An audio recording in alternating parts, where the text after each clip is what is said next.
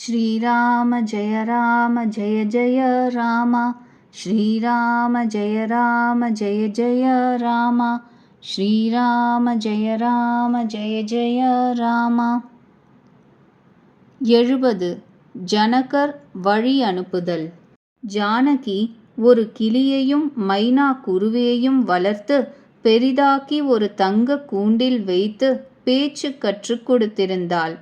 வைதேகி எங்கே எங்கே என்று அவை கூவின. அவற்றின் இந்த மழலை மொழி கேட்டுவிட்டால் யாருடைய மன உறுதிதான் தளராது? பக்ஷிகளும் பசுக்களும் கூட இவ்வாறு மனம் தளர்ந்தன என்றால் மனிதர் நிலையை எவ்வாறு கூற முடியும்? அப்பொழுது தம்பியுடன் கூட ஜனக மகாராஜா அங்கு வந்தார். பிரேமை மிகுந்து அவர் கண்களில் அன்பு கண்ணீர் பெருகியது. அவர் மிகவும் வைராகியமுள்ளவர் என்று கூறப்படுவதுண்டு. ஆனால் சீதையை பார்த்ததும் அவருடைய மன உறுதி ஓடியே போய்விட்டது. அரசர் ஜானகியை மார்போடு அணைத்து கொண்டார். ஞானத்தின் முதிர்ந்த நிலையின் எல்லை பிரேமையின் முன்னே உடைந்துவிட்டது. மதிநலம் படைத்த மந்திரிமார்கள் அவருக்கு அறிவுரை கூறினர். அப்பொழுது அரசர் வருத்தப்படும் நேரம் இது இல்லை என்று அறிந்து தேற்றிக் கொண்டார். மீண்டும் மீண்டும் புத்திரிகளை மார்போடு அணைத்து கொண்டு மிகவும் அழகாக தயாரிக்கப்பட்ட பல்லக்குகளை வரவழைத்தார். பரிவாரங்கள் அனைவரும் பிரேமையில் மதி இழந்தனர். ராஜா இதுதான் நல்ல முகூர்த்தம் என்று அறிந்து சித்தி கணபதியை தியானம் செய்து பெண்களை பல்லக்குகளில் ஏற வைத்தார். அரசன் பெண்களுக்கு பலவாறு அறிவுரை கூறினார். ஸ்திரீ தர்மங்களையும் குல வழக்கங்களையும் போதித்தார். பல பணி பெண்களையும் பணியாளர்களையும் அனுப்பி கொடுத்தார். அவர்கள் சீதையின் பரிவுக்கும் நம்பிக்கைக்கும் உரியவர்கள். சீதை கிளம்பியவுடன் நகரவாசிகள் மிகவும் வருந்தினர். மங்களங்களை கொண்டு குவிக்கின்ற நற்சகுனங்கள் ஏற்படலாயின. அந்தணர்களுடனும் மந்திரிகளுடனும் கூட ஜனகர் அவர்களை வழி அனுப்புவதற்காக கூடச் சென்றார். சமயம் அறிந்து வாத்தியங்கள் முழங்கின. சம்பந்தி மனிதர்கள் தங்கள் யானைகள் குதிரைகளை தயார் செய்தனர். தசரதர் பிராமணர்கள் அனைவரையும் அழைத்தார். அவர்களுக்கு தானமளித்து வெகுமதி அளித்து திருப்திப்படுத்தினார். அவர்களுடைய திருவடி தாமரைகளின் தூசிகளை தலையில் சேர்த்து கொண்டார். ஆசிகள் பெற்றார். மகிழ்ச்சியுற்று மகா கணபதியை தியானம் செய்தார். பிரயாணம் கிளம்பத் தொடங்கினார். மங்களங்களுக்குரிய பல சகுனங்கள் தோன்றின. தேவர்கள் மகிழ்ந்து மலர்களை தூவினர். அப்சரசுகள் பாடினர். அயோத்தி அதிபதி முரசுகள் முழங்க ஆனந்தமாக அயோத்திக்கு கிளம்பினார். தசரதர் வணங்கி நகரத்து பெரியோர்களை திருப்பி அனுப்பினார். ஆதரவுடன் அனைத்து அனைவருக்கும் அழைத்து துணிகள் குதிரைகள் யானைகளை தானமாகவும் பரிசுகளாகவும் வழங்கினார். அன்பினால் அவர்களை பூரிக்க வைத்து அவர்களுக்கு ஊக்கம் அளித்தார். அவர்கள் மீண்டும் மீண்டும் பிருதுகள் முழங்கினர். ராமனை உள்ளத்தில் தாங்கிக் கொண்டு திரும்பினர். கோசலபதி மீண்டும் மீண்டும் திரும்பலாமே என்று வேண்டுகிறார். ஆனால் ஜனகர் பிரேமை மேலிட்டு திரும்ப விரும்பவில்லை. தசரதர் மீண்டும் ஆறுதலான வார்த்தைகள் கூறினார்.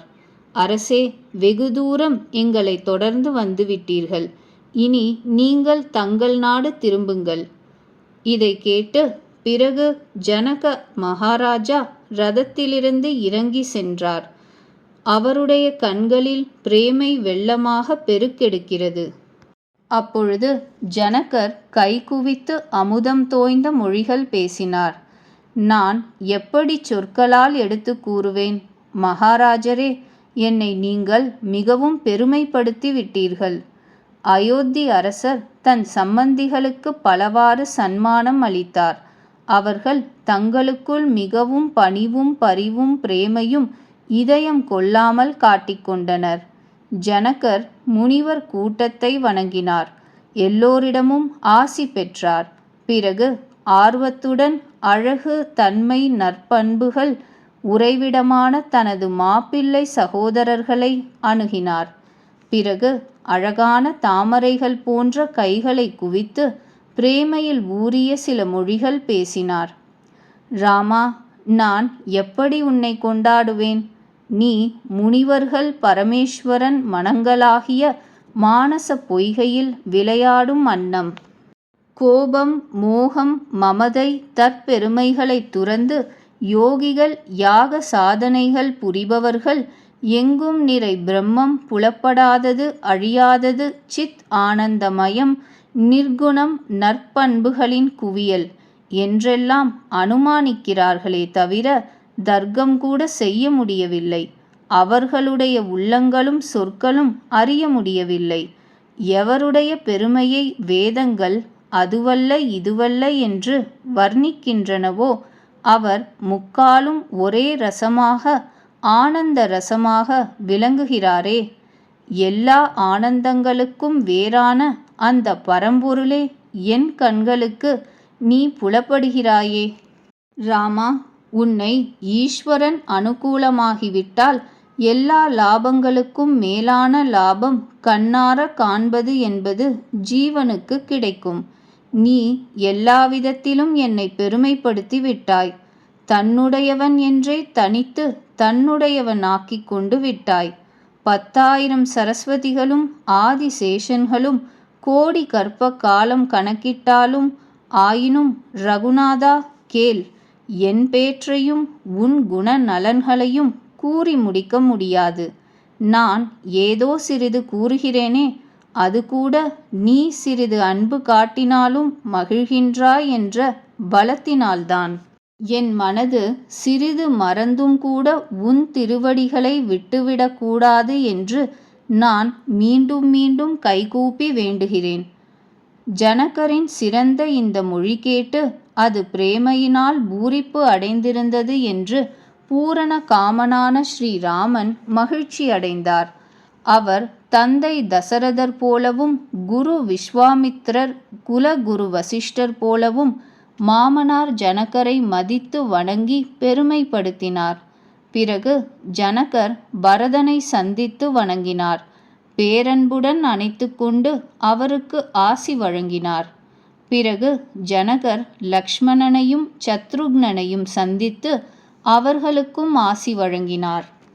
அவர்கள் ஒருவருக்கொருவர் பிரேமையில் பரவசமாகி மீண்டும் மீண்டும் தமக்குள் தலை வணங்கினர். ஜனகருக்கு மீண்டும் மீண்டும் வணக்கம் செலுத்தி பெருமைப்படுத்தி ராமன் தம்பிகள் அனைவருடனும் கிளம்பினார். ஜனகர் சென்று விஸ்வாமித்திரரின் திருவடிகளை வருடினார். அவருடைய சரண தூளிகளை தன் கண்ணில் ஒற்றி தலையில் தரித்தார். கூறினார், முனிவர் கோமானே, கேளுங்கள். தங்கள் அரிய தரிசனம் பெற்றுவிட்டால் கிடைக்காதது வேறொன்றும் இல்லை என்று என் மனதில் இப்படி ஒரு நம்பிக்கை. இந்திரன் முதலான லோக பாலர்கள் எந்த ஆனந்தத்தை, எந்த புகழை பெற விரும்புகிறார்களோ கிடைக்காது என அறிந்து இப்படி ஆசைப்பட்டதற்காக கூசி நிற்கிறார்களோ, ஐயா, அந்த ஆனந்தமும் அந்த புகழும் எனக்கு எளிதாக கிடைத்துவிட்டது. சித்திகள் அனைத்தும் தங்கள் தரிசனத்தை தொடர்ந்து வருகின்றன. இவ்விதம் மீண்டும் மீண்டும் விண்ணப்பித்து தலைவணங்கி அவரிடம் ஆசி பெற்று ஜனக மகாராஜா திரும்பினார். டங்காக்கள் முழங்க மணமக்கள் கூட்டம் நகரை விட்டு நகர்ந்தது. சிறியோர் பெரியோர்கள் அனைவரும் மகிழ்ச்சியுற்று இருந்தனர். வழியில் கிராமத்து மக்கள் ராமனை தரிசித்து கண்பெற்ற பயன்பெற்று மகிழ்ந்தனர். நடுநடுவே பல இடங்களில் முகாமிட்டு வழியில் உள்ள மக்களுக்கு ஆனந்தம் அளித்து கொண்டு மணமக்கள் கூட்டம் ஒரு நல்ல நாளில் அயோத்தியின் அருகே வந்தடைந்தது.